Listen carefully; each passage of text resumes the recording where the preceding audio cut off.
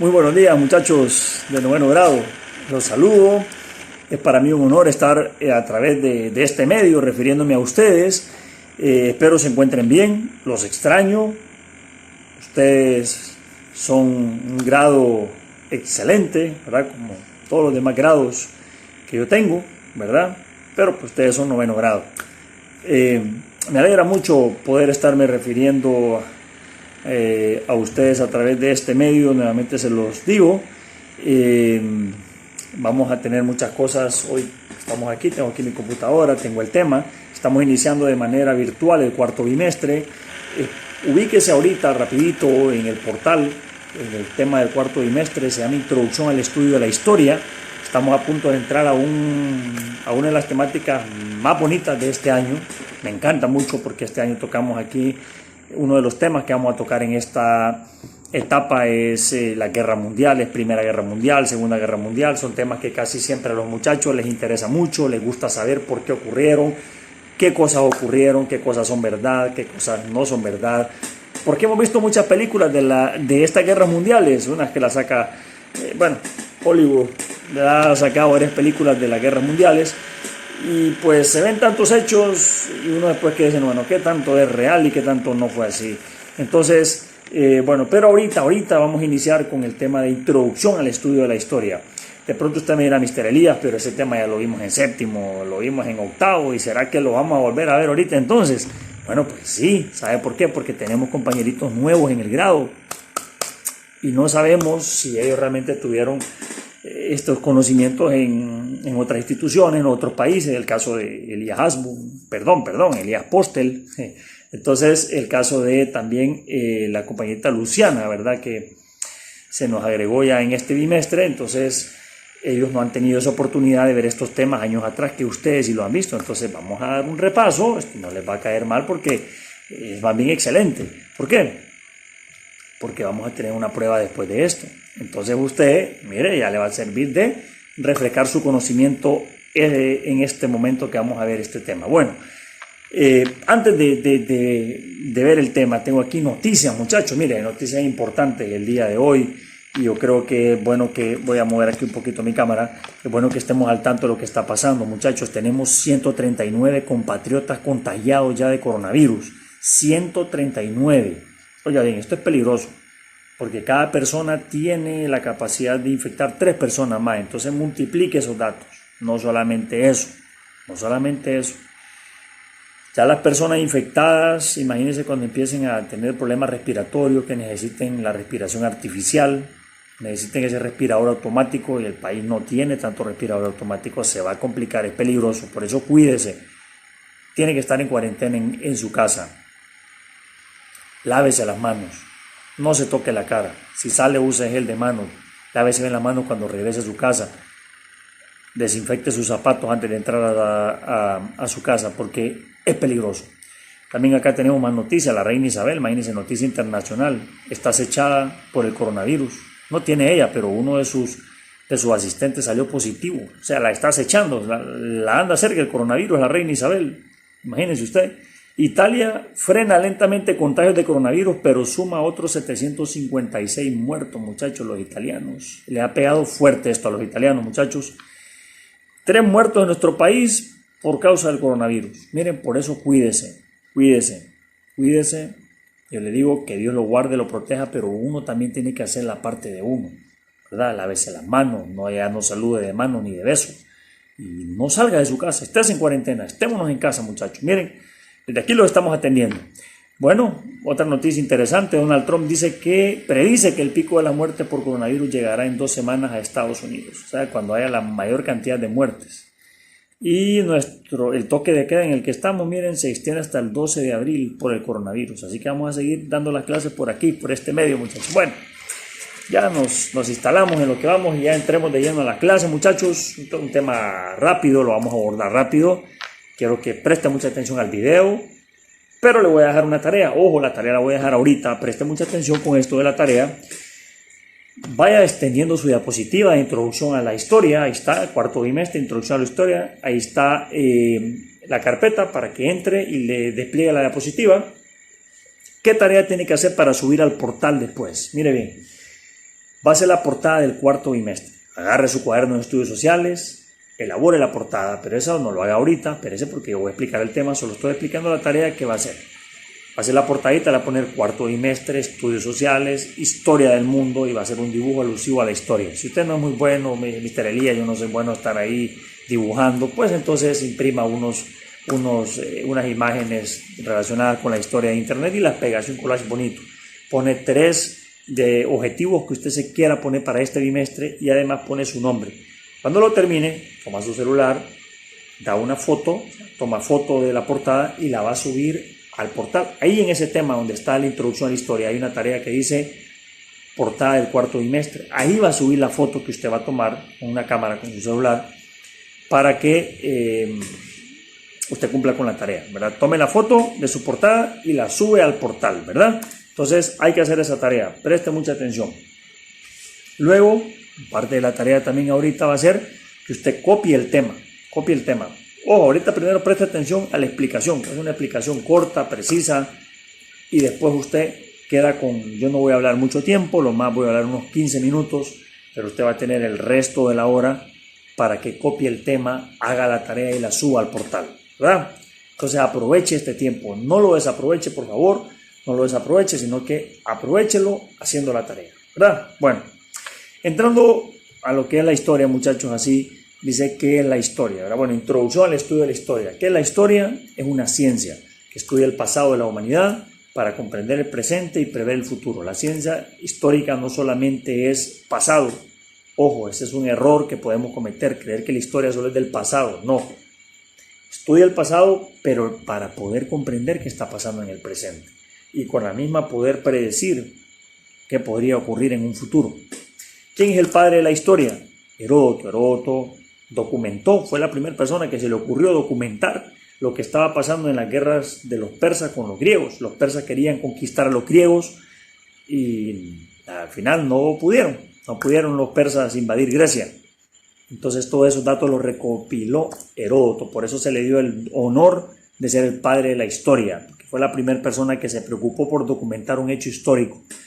¿Con qué cultura nace la historia, muchachos? Bueno, con los sumerios, allá por el año 4000 a.C., la primera civilización que ellos tuvieron un tipo de escritura llamada cuneiforme. Es un tipo de escritura basada en símbolos, así se comunicaban ellos. Un símbolo tenía un significado.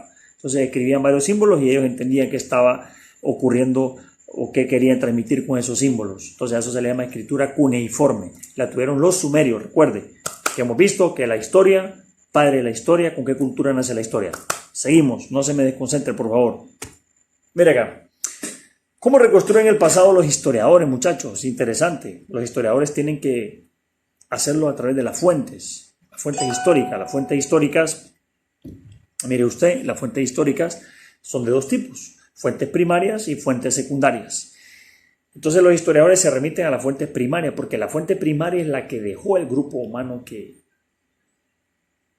hizo lo que el historiador va a estudiar. Por ejemplo, vemos acá la civilización maya en Honduras, en Copán, en el occidente de nuestro país. Ellos hicieron toda esa estructura arquitectónica, ¿verdad?, que existe ahí, las pirámides mayas y todo. Cuando un historiador va, estudia lo que hicieron los mayas y hace un artículo en la prensa o hace un libro sobre los mayas, él se fue a la fuente primaria, fue a Copán, fue a investigar a los mayas y qué fue lo que ellos dejaron. Pero lo que él hizo, ya el libro, el artículo, esa ya es fuente secundaria. ¿Por qué? Porque ya va con el pensamiento de él, de lo que estudió. Entonces así estudian el pasado los historiadores. ¿Va llevando el hilo? ¿Sí? ¿Se conecta? ¿Vamos bien? Excelente. ¿Qué hemos visto hasta ahorita? Entonces hemos visto lo que son las fuentes de la historia, ¿verdad? Cómo reconstruyen el pasado los historiadores, a través de fuentes primarias y fuentes secundarias. Avancemos. Vamos a las periodizaciones. Mire esto, qué interesante. Yo por eso le dije que esto iba a ser un repaso rápido, interesante, para que todos partamos de un mismo nivel de conocimiento y avancemos. Mire acá, las periodizaciones, hay dos tipos de periodizaciones, la tradicional y la periodización materialista. Estas son las periodizaciones de la historia del mundo. Si hablamos de la periodización de América Latina, de Honduras, las periodizaciones de Honduras, de la historia de Honduras propiamente, ya nos estaríamos metiendo a otro tipo de periodizaciones. Ahorita estamos hablando de la historia del mundo, entonces hay dos tipos de periodizaciones, dos. la tradicional y la materialista. Vamos a centrarnos primero en la periodización tradicional. Rápidamente y brevemente vamos a hablar de esto. La periodización tradicional, la característica principal es que tiene fechas. Eso es lo principal, que tiene fechas. Mire qué interesante, fechas. Los periodos históricos, los acontecimientos los categoriza por fechas. Entonces tenemos dos grandes periodos en la periodización tradicional, prehistoria e historia. La prehistoria, recuerda usted, antes de la existencia de la escritura. Por eso dice antes, historia hace referencia a la escritura. Entonces la prehistoria a su vez se subdivide en dos subperiodos, paleolítico y neolítico. En el paleolítico es de hace 1.5 millones de años hasta los 10.000 años antes de Cristo. El neolítico de los 10.000 años antes de Cristo hasta los 4.000 años antes de Cristo. ¿Cómo se diferencian estos dos periodos? Sencillo, por las herramientas que usaban los seres humanos en esas etapas. En el paleolítico eran herramientas de palo y de piedra, y en el neolítico empieza a haber una subetapa ahí, que es la etapa de los metales, donde el ser humano se encuentra para hacer sus corazas, sus armas, ya usan los metales. Se dio cuenta, primero manejó el fuego y después se dio cuenta que podía usar los metales de la tierra, el bronce, el cobre, y empezó a hacer aleaciones entre estos metales y empezó a construir herramientas y empezó a construir armas con estos metales. Entonces viene ya el neolítico. Bueno, pasamos a la parte de la historia. La parte de la historia empieza con la Edad Antigua, sigue la Edad Media, Moderna y Contemporánea. Sencillo, la Edad Antigua, el aparecimiento de los sumerios, con la escritura cuneiforme, hasta el 476, desde el 4000 a.C. hasta el 476, cuando cae Roma Occidental. El Imperio Romano, con su capital en Roma, sucumbe, lo invaden los bárbaros y cae el Imperio Romano que manejaba esa zona del mundo en esa época. Vamos a la Edad Media con la caída del Imperio Romano de Occidente hasta la caída del Imperio Romano de Oriente. Recuerde que Roma estaba dividido en dos, Roma de Occidente, Roma de Oriente. La Roma de Oriente tenía capital en lo que hoy es Turquía. Algunos científicos dicen que por ahí, por donde es la capital actual la ciudad de Estambul, la ciudad de Estambul en Turquía era la capital, ahí cerca se establecía la capital de lo que fue el Imperio Romano de Oriente, lo que llamamos Constantinopla. Entonces, vea usted, y esa fue la Edad Media. La Edad Moderna, la caída del Imperio Romano de Oriente, ¿verdad? 1453 hasta 1789 con la Revolución Francesa, cuando los franceses se le revuelven al rey. La gente tenía hambre, el rey Luis XVI no tomó las mejores decisiones, por eso lo pasaron por la guillotina, le cortaron la cabeza, y eso marcó esa etapa del mundo. Miren, y empieza la edad contemporánea, nuestra edad actual, ¿verdad? La edad contemporánea, 1789, de la Revolución Francesa hasta acá. Ahora, muchachos, lo pongo a pensar, ¿será que esta etapa llega a su fin ahorita en el año 2020 a través del coronavirus? ¿El coronavirus será que va a ser ese parteaguas de la Revolución Francesa a la gran pandemia del siglo XXI producida por el coronavirus? Póngase a pensar usted. Estoy especulando. Pienso nomás. ¿Será que el coronavirus va a ser un parteaguas? ¿Por qué? Porque el mundo no va a ser el mismo después del coronavirus. Usted mismo no va a ser el mismo cuando usted mismo vea sus manos. Ya no las va a ver igual después de esta pandemia. Usted va a ser alguien más, créame, va a estar más pendiente del lavado de sus manos. Y no solo eso. El coronavirus va a traer cambios políticos, económicos y sociales en el mundo. Estados Unidos podría caer por lo que está pasando económicamente. Los chinos se han levantado rapidito, superaron el coronavirus y su economía se está acelerando. Entonces, ¿será que esta etapa contemporánea será de la Revolución Francesa a la gran pandemia del coronavirus del siglo XXI? Póngase a pensar, podría ser. Bueno, solamente lo pongo a pensar, avanzo. Vea qué interesante, ¿verdad? Empezamos una etapa posmoderna. Del coronavirus en adelante, o de la gran pandemia del siglo XXI en adelante, sería el posmodernismo. ¿Qué le parece? No más pienso, pero podría ser, o ya hablando en serio, sí, pero estoy especulando ahorita. Bueno, avancemos ya, vamos a la periodización materialista. La periodización materialista se subdivide en dos etapas, comunidad primitiva y civilización. La comunidad primitiva, salvajismo y barbarie, la misma etapa, ¿verdad? Que el ser humano no tenía propiedad privada, andaba en hordas nómadas de un lado para otro buscando su alimento a través de la caza, a través de lo que es la recolección de frutos. Pero luego pasamos a la parte de la civilización, que es una lucha de clases, porque recuerden que la periodización materialista tiene su base en Karl Marx, ¿verdad? O sea, tiene pensamiento de izquierda ahí. Entonces, Karl Marx decía que era una lucha de clase la que se daba ahí en la civilización. Por ejemplo, en el esclavismo luchaban los esclavistas con los esclavos. En el feudalismo, la etapa que vivió Europa, los señores feudales o dueños de la tierra con los campesinos o siervos de la gleba. En el capitalismo, los burgueses o dueños de la empresa y los trabajadores, ¿verdad? En el comunismo y socialismo, decía Karl Marx, ahí va a acabar la desigualdad social, pero todos sabemos que realmente el comunismo y el socialismo son dos modos de producción que no tuvieron eficacia en el mundo, no pudieron vencer al capitalismo, ¿verdad? El capitalismo se ha sostenido hasta la actualidad. Bueno, pasamos a la siguiente etapa, siguiente diapositiva. Crítica a las periodizaciones son eurocentristas. ¿Por qué? La mayoría de los hechos la cuales están construidas estas periodizaciones de la historia del mundo se basan en Europa. En la historia de América, y la de África, y la de Oceanía. Entonces, ahí por eso es que los científicos dicen, no, las periodizaciones son eurocentristas. Muchachos, hemos llegado al final. Hemos llegado al final de esta diapositiva, hemos llegado al final del tema.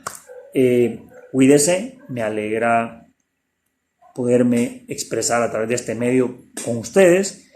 Que Dios lo guarde, pero haga también lo suyo. Lávese las manos, quédese en casa, no se toque la cara.